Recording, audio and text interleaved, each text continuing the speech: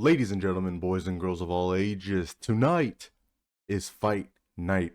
In today's competition, our contenders will be battling it out in a 5-round match for the title of King of Hero Shooters. Fighting out of the red corner, we have the reigning, defending, undisputed, current king of the hero shooter genre, the 2016 Game of the Year winner, Overwatch. And fighting out of the blue corner, we have the rookie hotshot who is coming out swinging. This contender is backed and trained by the likes of Spider-Man, Iron Man, Hulk, and the Wolverine. It is backed by the entire brand of Marvel itself, the current and most favorite to win Marvel Rivals Round 1. We'll start this match off by looking at both games and both of their character designs, as well as the current characters they have to offer. Arguably the most and honestly best draw Overwatch has is its ability to introduce new gaming mechanics and new characters that we've never seen before. These characters are truly unlike anything ever created. I mean, we got talking monkeys, floating robots, Martians. These developers are truly only limited by their imagination. However, one has to ask, 9 years later, are they able to keep up? Can they still keep it up? I mean, how many iterations of immortality can you add to the game? I mean, let's just take a look at the new hero Hazard. I mean, he's essentially a tank character with abilities that, you know, we already know and that are already in the game. I mean, he has Winston's Leap, Doomfist's Block, May's Ice Wall. I mean, he can even run up walls like the Shimadas. Now let's take a look at Marvel Rivals, and honestly, they have an endless source of characters to pull from. All they really need to worry about is adapting them correctly. When you're swinging around as Spider-Man or flying as Iron Man, even jumping as the Hulk, you feel like you should feel playing these characters, and I think that is something that they capture extremely well. Rivals characters have a vast character design. They feel amazing. No two characters feel the same. They have an established story and lore. Round 1 goes to Marvel Rivals. Round 2. Moving on to round 2, we're going to talk about who takes your money the best. As it stands now, both games offer different skins, banners, icons, sprays, maybe emotes. They both even offer you a battle pass, and I do recommend that you do support your favorite game by purchasing said battle pass. However, when it comes to taking your money, I don't think anyone can do it quite as well as Blizzard. It's not all bad though. Even though you can't see your skin with 90% of the Overwatch roster, Overwatch has some of the best skins in gaming history. And I'm not just talking about character skins, because they have weapon skins as well now too. As far as weapon skins go, there's gold, emerald, you know, some of them even have mythics, and when it comes to the mythic skins, most of them go crazy. If there's one thing Overwatch is known for, is its cosmetics team and the cosmetics that they're able to produce. You can even customize your highlight intros for your plays of the game, a feature that Marvel Rivals does not have. Now again, while it is true that Marvel Rivals does have some really nice skins and it has some nice highlight things and you know, cosmetics, I think round 2 has to go to Blizzard and Overwatch. Round 3.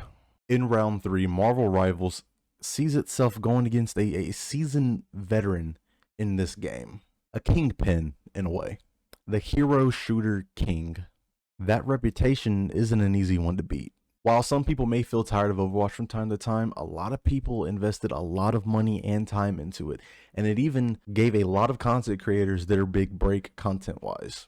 It was the hero shooter to put them on the map. And something about it always seems to just pull you back, whether that's a new skin, new character, new map, a map change, a game mode. Something always pulls you back. We've come to understand the structure of the game, the schedule of the game.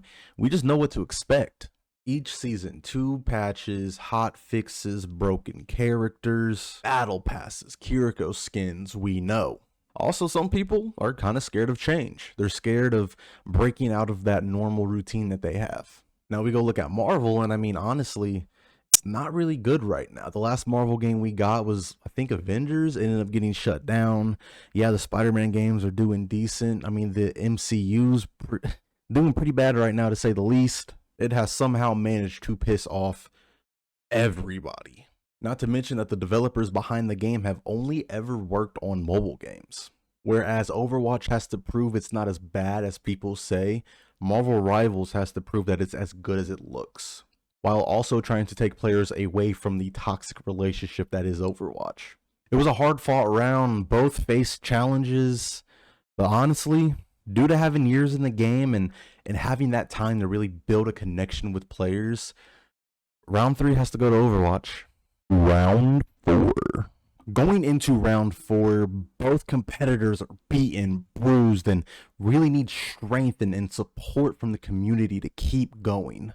Overwatch has spent years trying to hit every walk of life, every group of person. That way we can see ourselves in at least one of their characters in their game. To the multiple LGBT characters, to the talking animals, to the robots, there's something for everyone. Unfortunately, when Overwatch calls to the community, it's returned with the demands of Widow nerfs. It sees Venture fans jumping Kiriko, Juno's crying in the corner because she has no idea what's going on. 5v5ers and 6v6ers are having an epic face down. Tank mains are boycotting because they are sick of it. There's a small group of PvEers who are joining the freaks and getting shit-faced, wreaking havoc on everything. Hanzo and Genji mains are wondering why they're even still here. And the Metal Rake players are hiding in the scaffolding just waiting for that perfect moment to jump everybody because they're tired of being everybody's butt of the joke. However, when Marvel Rivals calls out, it's faced with words of encouragement like you wouldn't believe. Come on, you got this. We're here for you. You deserve this. Why can't Thor fly? So much excitement from comic fans for their favorite heroes and villains all the same. The very specific and targeted group of people only want one thing: the game's success.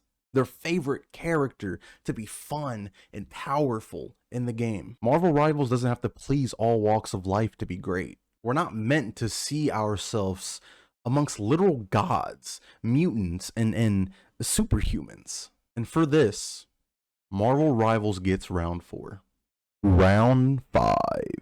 Going into round 5, the judges' scorecards have it all tied up to a piece. This is the final round. We will dive deeper, go harder in this round than we ever have before while we dive into gameplay.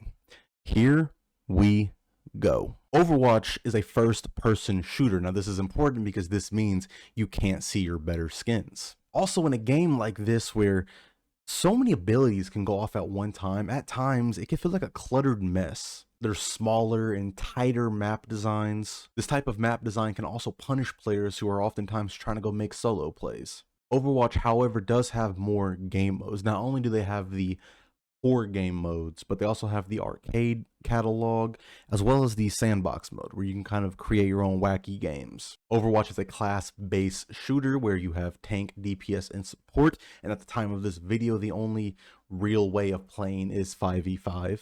This unfortunately has invited a very long and boring counter pick meta, which you basically just pick on the only tank. Gameplay for tanks is miserable, and now they're teasing us with the carrot on the stick that is 6v6.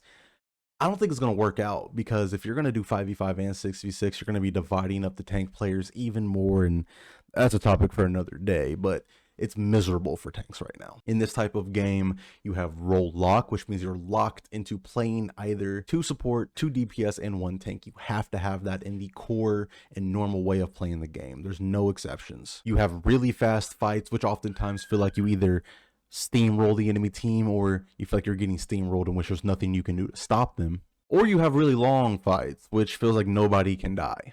Visually, Overwatch is beautiful. It looks like a Pixar movie. It's more polished, it's more sleek.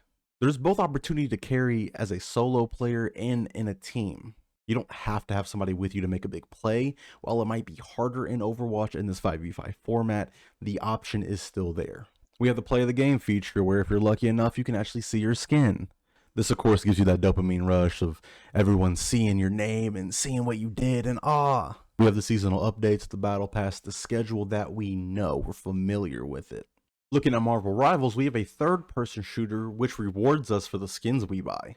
When it comes to maps, well, you feel like you can breathe a bit. Now, there's still chokes. They feel less infuriating because you're not being forced to engage or go through those chokes. Fights don't have to take place here. Marvel Rivals is also introducing something new with destroyable maps that, when taking enough damage, they rebuild themselves, as well as team-up abilities. Don't want to go through that choke? Well, if you're Rocket and have Groot in your team, you can hop on his back and tear down that wall instead and go through together. Seriously though, what a cool concept. Every map can be torn up, a bridge, a wall, a roof. It seems as though everything's interactable as well, meaning there's nothing you can't stand on. You can break anything and it will fix itself. Then every time they add a new character, it's not just the character abilities that are new to the game, there's going to be team up abilities as well. As of right now, Marvel Rivals offers 3 core game modes: Convergence, Convoy, and Domination. These are the traditional capture the point, defend a point, escort, the traditional game modes that we're all used to. I believe they had an arcade game mode as well, but there's no information on it at this time. So ultimately, less content game-wise than Overwatch by a lot. On the same token though, we have 33 new characters to play, whereas Overwatch is just giving us one who we've actually played for 4 days. Marvel Rivals has a pretty cool artistic comic book looking theme that was pretty well received. Personally though, I think Overwatch is better.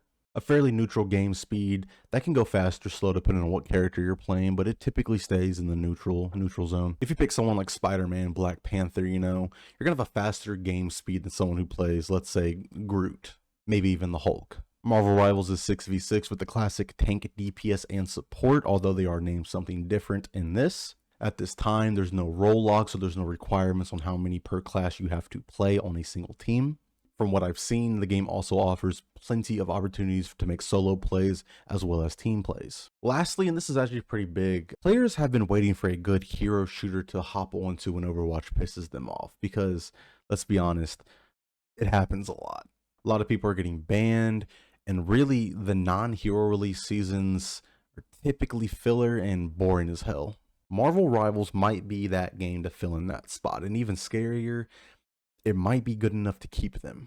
And there we have it. After 5 grueling rounds of competitions, high stakes, this fight has come to an end. We now go to the scorecards. Judges score round 1 to Marvel Rivals, round 2 to Overwatch, round 3 to Overwatch as well, and round 4 to Marvel Rivals. And finally, round 5. The winner and the crowned king of the hero shooter genre is